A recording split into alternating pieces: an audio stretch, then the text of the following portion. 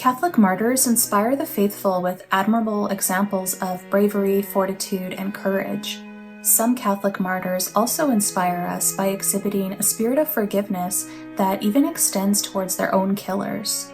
Father Giuse Tran Ngoc Thanh was a Vietnamese Dominican priest who was known as a gentle man who got along with everybody.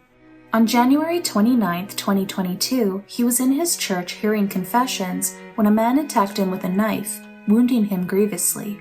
The wounded priest died 5 hours later.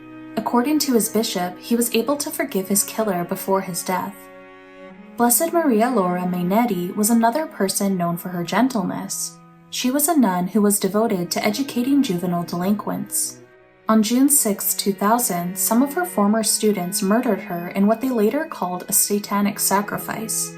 As she died, she prayed for her attackers, asking God to forgive them.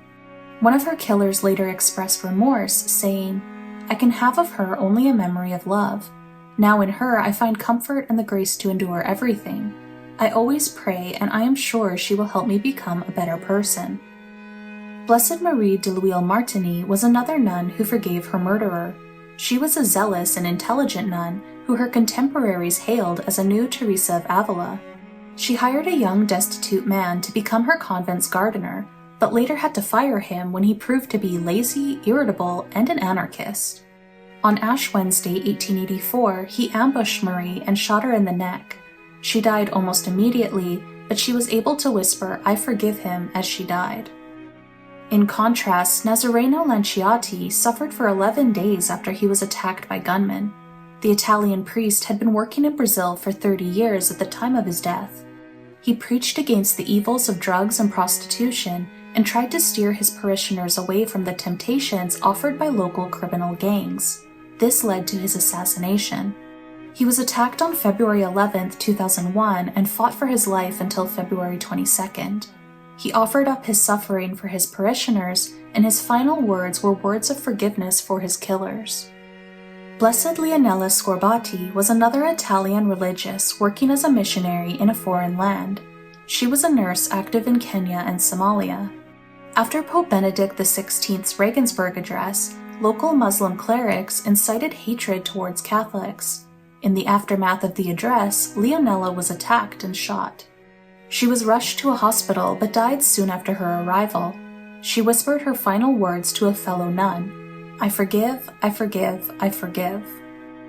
Blessed Christian de Cherge expressed forgiveness for his killers before he even knew who they were. He was a French Cistercian monk living in Algeria, where violence against the church had been a problem for years. He had a premonition of his death and wrote a letter of forgiveness for his murderers. He was later kidnapped and murdered along with 6 other monks, dying in May 1996. His letter was opened after his death, reading in part, "I would like, when the time comes, to have a space of clearness that would allow me to beg forgiveness of God and of my fellow human beings, and at the same time to forgive with all my heart the one who will strike me down." Sometimes the family members of murdered Catholics forgive their family member's killer as well. One example concerns Blessed Rani Maria, an Indian nun who was murdered in 1995. Her murder was arranged by men angry about the way she encouraged the poor to assert their rights. Her family visited her murderer, Samandar Singh, while he was incarcerated. They expressed their forgiveness, which moved him deeply. He expressed remorse for his actions and begged Rani Maria's family to forgive him. He was released from prison in 2006 and was able to attend her beatification ceremony in 2017.